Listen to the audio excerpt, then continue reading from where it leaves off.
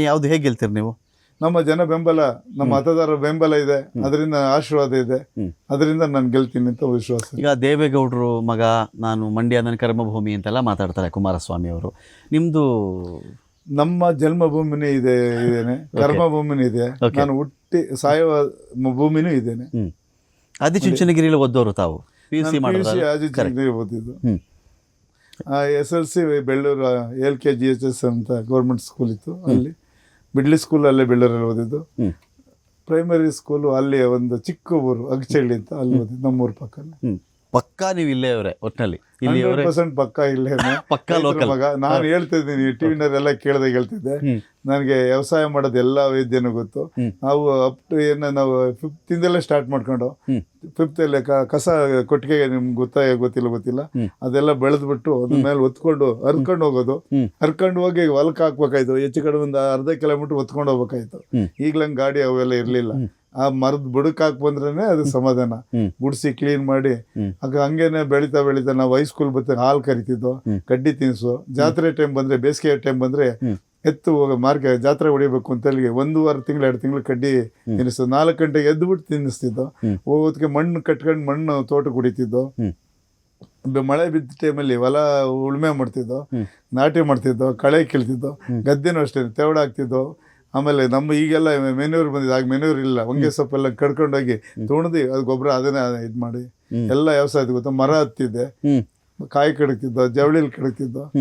ಪ್ರತಿಯೊಂದು ಕೆಲಸನೂ ಮಾಡಿದ್ದೀನಿ. ರೈತರು ಏನ್ ಮಾಡ್ಬೋದು, ಇವತ್ತು ಯಾರು ರೈತರ ಕೆಲಸ ಮಾಡಲ್ಲ ಈಗ, ಅದಕ್ಕಿಂತ ಡಬಲ್ ಕೆಲಸ ನಾನು ಮಾಡಿದ್ದೀನಿ.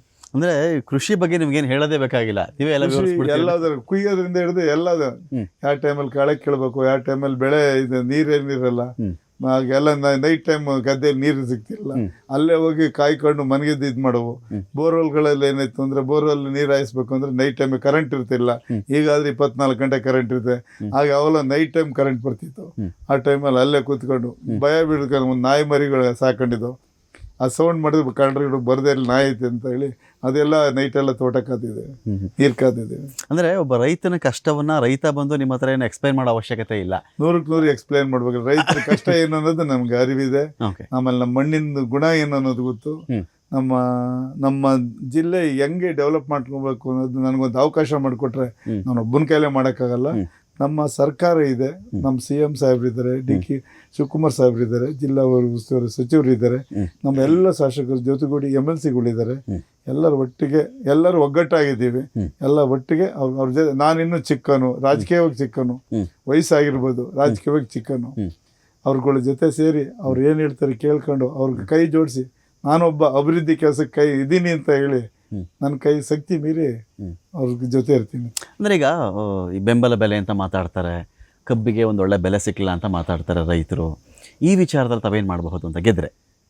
ಈಗ ನಮ್ಮ ರೈತರಿಗೆ ಬೆಳೆದಕ್ಕೆ ನೀರು ಇರಲ್ಲ, ಕರೆಂಟಿಗೆ ಅದು ದುಡ್ಡು ಎಕ್ಸ್ಪೆಂಡಿಚರ್ ಜಾಸ್ತಿ, ಬೆಳೆ ಸಿಗಲ್ಲ. ಬೇರೆ ಬಿಸ್ನೆಸ್ ಅಲ್ಲಾದರೆ ಒಂದಲ್ಲ ಒಂದು ರೀತಿ ಬೆಳೆ ಸಿಗ್ತದೆ. ರೈತರು ಯಾಕೆ ಬೆಳೆಯೋದು ಬಿಟ್ಟಿದ್ದಾರೆ ಅಂದರೆ, ಅವರು 10 ರೂಪಾಯಿ ಖರ್ಚು ಮಾಡಿದ್ರೆ 5 ರೂಪಾಯಿ ಸಿಗೋದು, ಇನ್ನು 5 ರೂಪಾಯಿ ಲಾಸ್ ಆಗ್ತಿದೆ. ನಾನು ಒಂದು ರಾಗಿ ಬೆಳೆದೆ, ಒಂದು 500 ಮೂಟೆನ ರಾಗಿ ಬೆಳೆದು 10 ಲಕ್ಷ ರೂಪಾಯಿ ಖರ್ಚು ಮಾಡಿದೆ, 5 ಲಕ್ಷ ರೂಪಾಯಿ ಬತ್ತು. ಒಬ್ಬ ರೈತ ಹಂಗೆ ಮಾಡಿದ್ರೆ ಇಲ್ಲ ಆಯ್ತದೆ. ನನಗೆ ಬಿಸ್ನೆಸ್ ಇತ್ತು, ತಡ್ಕೊಂಡೆ.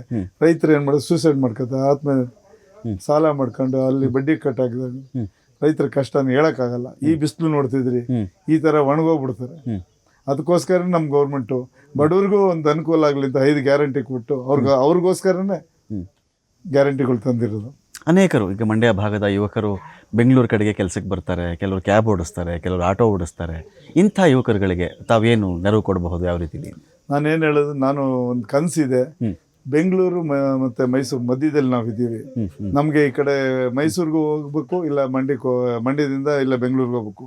ನೀರಿದೆ, ಕರೆಂಟ್ ಇದೆ, ಭೂಮಿ ಇದೆ.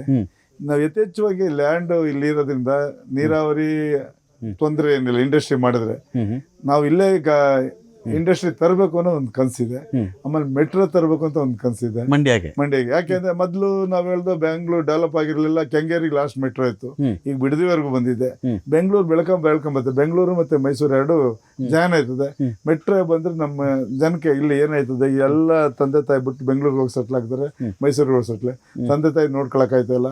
ನಮ್ಮ ಕರ್ನಾಟಕದಲ್ಲಿ ಎಲ್ಲ ಹೋಗಿ ಫಾರಿನ್ ಸೆಟ್ಲ್ ಆಯ್ತಾರಲ್ಲ, ಅವ್ರ ವಯಸ್ಸಾದಲ್ಲ ಒಂದು ಅನುಕೂಲ ಆದ್ರೆ ಇಲ್ಲೇ ಒಂದು ಇಂಡಸ್ಟ್ರಿ ಸಾಫ್ಟ್ವೇರ್ ಪಾರ್ಕು, ಅವ್ರ ದುಡಿಮೆ ಏನಿದೆ ಅದಾದ್ರೆ ಇಲ್ಲೇ ಉಳ್ಕೋತಾರೆ.